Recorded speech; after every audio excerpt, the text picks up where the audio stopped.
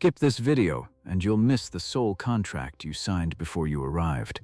Not a literal document, not a legal agreement negotiated in some prior existence with terms you could recite if only your memory allowed it, but a way of relating to your life, your challenges, and the specific, sometimes difficult shape of your circumstances that changes something important about how you meet them. And maybe that is exactly why you are here now, at this hour, staying instead of scrolling past.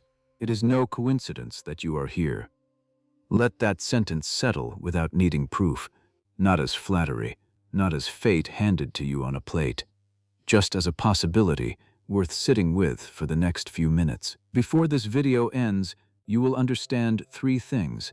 Soon you will see why the framework of a soul contract, examined honestly, is less about literal metaphysical certainty and more about a specific, useful shift in how you relate to difficulty. One that neither denies real hardship nor allows it to become the only story available about your life. Later, you will understand why the hardest chapters of a life are so often the ones that eventually produce the deepest capacity, and what that pattern might actually suggest about purpose and difficulty being more connected than they initially appear. And before we close, I will guide you through a short practice that many people describe as the first time they felt genuine reconciliation with a difficult part of their story, rather than either denying it or being defined entirely by it. So before we go further, take this as your first remembering.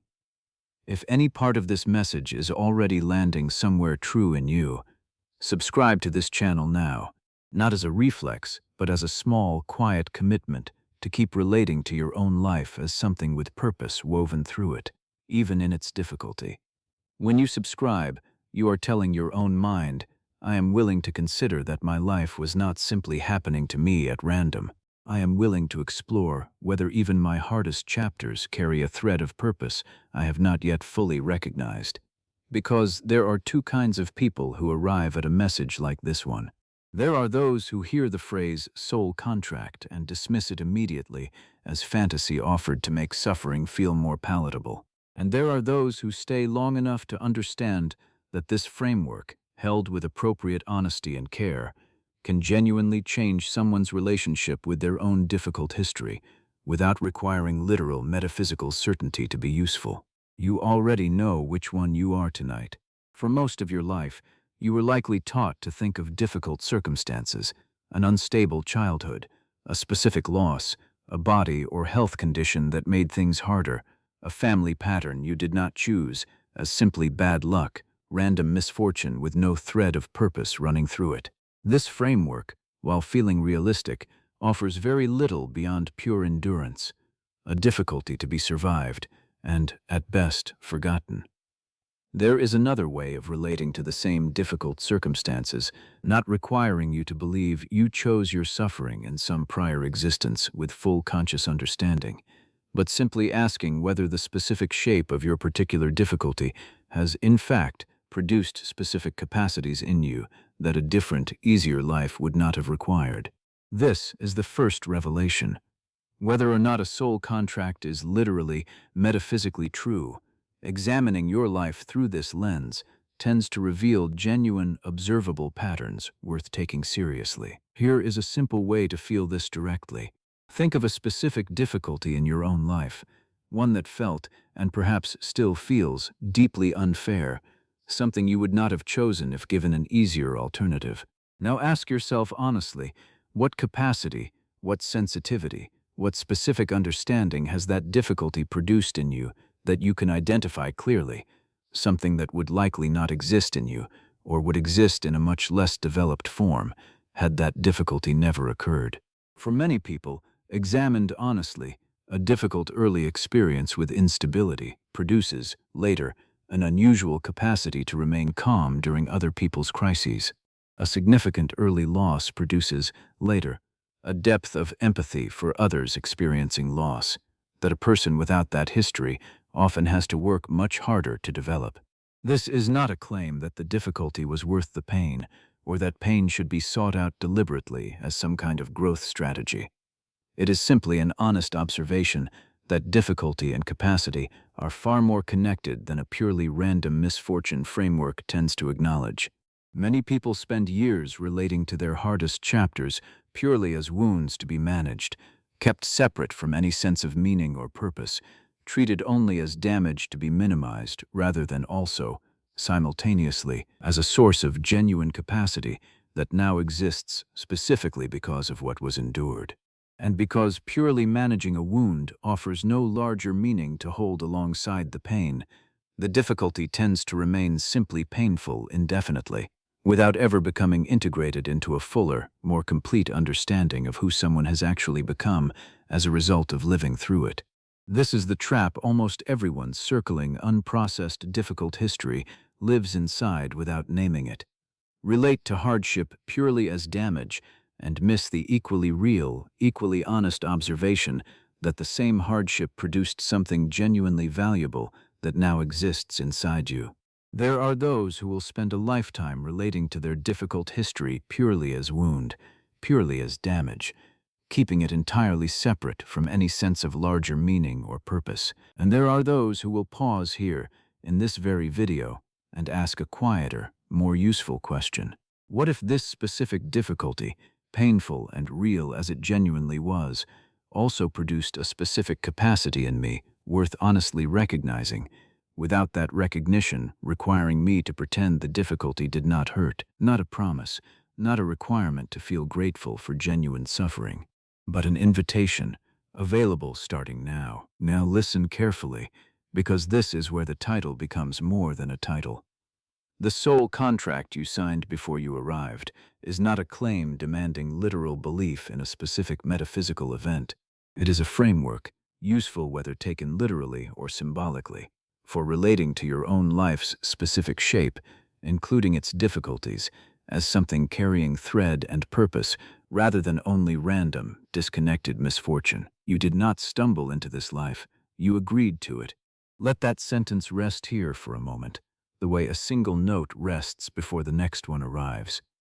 Not as a claim that you consciously chose your suffering with full understanding in some prior existence, a claim that can feel genuinely harmful when applied carelessly to serious trauma, but as a way of relating to your current life, exactly as it has actually unfolded, as something you are now living fully, participating in rather than merely enduring, whatever its origin may have actually been. Here is an important distinction worth naming honestly and carefully, because without it, this teaching can cause real harm rather than genuine comfort. This is not a message suggesting that abuse, severe trauma, or serious harm were chosen, deserved, or necessary for growth in any way that diminishes their genuine wrongness. Nothing about this framework should ever be used to suggest a person invited their own victimization, or that a perpetrator's harmful actions were somehow part of a beneficial cosmic plan requiring gratitude. That framing is not spiritual wisdom. It is a genuine distortion capable of causing real additional harm to people who have already suffered enough. The soul contract framework, used honestly and carefully, applies to the general shape and challenges of a life, not as retroactive justification for harm inflicted by others, which remains fully and simply wrong regardless of any capacity it may have inadvertently produced afterward.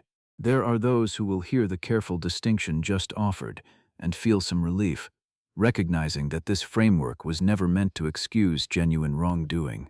And there are those who may still feel understandable caution about this entire subject, given how frequently spiritual language has been used carelessly to minimize real harm. That caution is valid and worth honoring. This message asks only this: for the general shape of your life, its challenges, its specific difficulties that were not the result of someone else's deliberate harm, is there value in relating to that shape as carrying purpose rather than only randomness? Take a slow breath right now, without needing to close your eyes if you are not ready. Notice the quality of the air entering your body. Bring gently to mind one difficult chapter of your life, choosing one that feels appropriate to examine through this lens, rather than one involving harm inflicted by another person. Notice, honestly, what capacity that chapter produced in you, however small or however significant. You do not need to feel grateful for the difficulty itself. Just notice the capacity that now genuinely exists in you as a result. This is the beginning of the shift this video describes, not denying pain, but recognizing capacity alongside it. If this message is beginning to touch something real in you, comment this phrase now. I am recognizing the purpose woven through my story. Writing it will not erase genuine pain from your history, but it becomes a small marker your own mind can return to later, a quiet anchor point in an ordinary day, a reminder that you once, consciously, chose to look for thread and purpose rather than only random misfortune. It is worth naming, too, how differently social media specifically distorts this comparison, because it presents almost exclusively finished results while remaining nearly silent about process. A person sharing a major life milestone rarely narrates the years of quiet struggle, false starts, and unglamorous effort that preceded it. Not necessarily out of dishonesty, but because a highlight naturally gets shared as a highlight, rather than as a documentary of everything that came before it. Scrolling through a feed of these curated highlights and measuring your own, fully known, often difficult present moment against them is comparing a finished product to raw, unfinished material, and the comparison will predictably always favor the polished result over the honest process every single time, regardless of whose actual life is genuinely further along. Consider, too, how this same distorted comparison tends to intensify around specific, culturally reinforced milestones, particular ages, particular life stages, particular markers that carry inherited weight from generations whose actual circumstances, actual economies, actual available options were entirely different from your own present reality. A timeline borrowed from a parent's generation or a grandparent's, applied uncritically to entirely different present circumstances, is not a neutral, objective standard. It is simply another unfair comparison wearing the costume of tradition or common sense, worth examining honestly rather than accepting automatically as if it were universal truth. Here is something worth sitting with honestly. Many people secretly resist trusting their own timing, even while exhausted by chronic comparison, because a familiar anxious urgency, however uncomfortable, can feel like the only thing actually motivating them to keep trying at all. If you have spent years believing that anxiety about falling behind is what drives your effort, a version of you who trusts your own pace can feel strangely unmotivating, even dangerous, as though releasing the anxiety might also release the effort itself. This is worth examining honestly, because in practice, anxious urgency and genuine, sustained effort are not actually the same mechanism, and releasing the former rarely eliminates the latter, though it may feel that way until genuinely tested. If this describes something in you, you are not failing at this shift.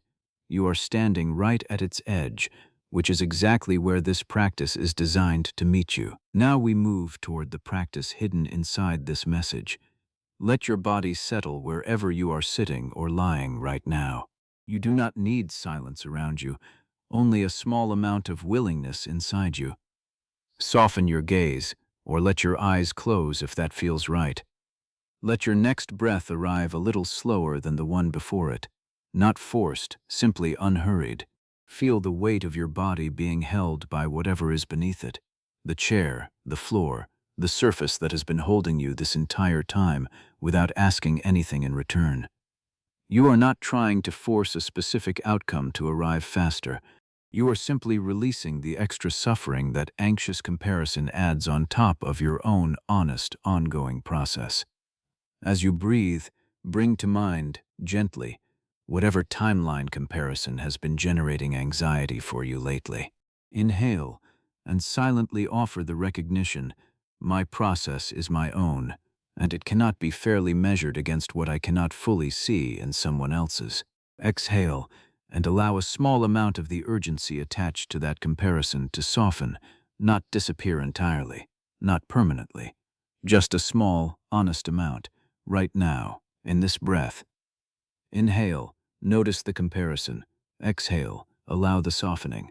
Let this happen 2 or 3 more times at your own unhurried pace.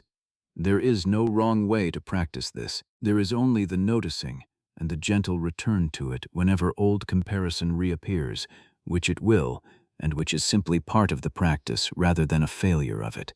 As you continue breathing at this slower pace, silently repeat the sentence forming underneath this entire message. Nothing is late. Everything is arriving exactly when you became ready for it. Let the words move with your breath rather than your urgency. Nothing is late. On the inhale. Everything is arriving exactly when you became ready for it. On the exhale. Feel how different this sentence lands when it is received not as passive resignation, but as a quiet, honest release from a comparison that was never actually fair to begin with. Notice, without needing to change anything further, whether something in your relationship with your own pace feels even slightly different than it did when this video began. Perhaps a small easing, perhaps very little has shifted, and that is completely fine too. This practice is not measured by a single dramatic breakthrough. It is measured the way any genuine trust is actually built, through quiet, repeated practice, returning again and again to honest self-trust rather than automatic comparison. Let this small practice become something you can return to without needing a video to guide you through it again. One noticed comparison, one breath, one quiet sentence, timed to the rhythm of your own body. Nothing is late. Everything is arriving exactly when you became ready for it. This costs nothing, requires no special setting, and can be practiced whenever an unfair comparison begins generating unnecessary anxiety. The people who genuinely sustain long-term effort toward meaningful goals are rarely the ones driven entirely by anxious urgency. They are the ones who return to a small practice like this one, quietly, imperfectly, hundreds of times, until trust in their own pace stopped feeling like giving up and started feeling like honest, sustainable effort. Now, gently bring your attention back to the room around you, to the sound of your own presence here, to the simple fact that you stayed through this entire message when a dozen easier distractions were only a swipe away. That choice to stay is itself a small act of the very trust this video has been describing. Let us gather what this message has offered you. The recognition that comparing your timeline to someone else's is comparing your fully known process to their almost entirely unknown one, a comparison that was never actually fair. The understanding that what looks like being late is frequently still becoming ready, a necessary process that cannot always be rushed by anxiety alone. The honesty that social media and inherited generational timelines both distort this comparison further, measuring your raw process against curated highlights or outdated standards that were never truly comparable. The recognition that this is not permission to abandon genuine effort or genuine urgency where it truly exists, but a release from the additional suffering that unfair comparison adds on top of honest process, and the practice, simple enough to repeat daily, of one breath, one noticed comparison, one quiet sentence that can guide you back whenever old urgency returns. Nothing is late. Everything is arriving exactly when you became ready for it. If this message reached you at the right moment, like this video now, not for an algorithm, but as a way of sealing this recognition in your own field of attention. Subscribe if you have not yet, because the next transmission will go deeper into what happens once this trust in your own pace becomes familiar. How decisions begin to shift once anxious comparison softens into honest self-trust, and why the people who eventually arrive at meaningful outcomes are rarely the ones who rushed themselves the hardest. Share this with someone who has been quietly measuring their entire life against a timeline that was never actually theirs to compare against. Someone who needs to hear that their own pace has never actually been evidence of failure. You are not behind. You are not late. You are not cursed with unlucky timing while everyone else moves easily ahead of you. Nothing is late. Everything is arriving exactly when you became ready for it. And perhaps the message the quantum field is sending you right now about divine timing is not a specific date circled somewhere on a calendar, but the quiet, repeatable recognition happening in you right now, the moment you stop measuring your own honest process against someone else's visible outcome, and finally, fully, trust the pace your own life has actually been moving at the entire time.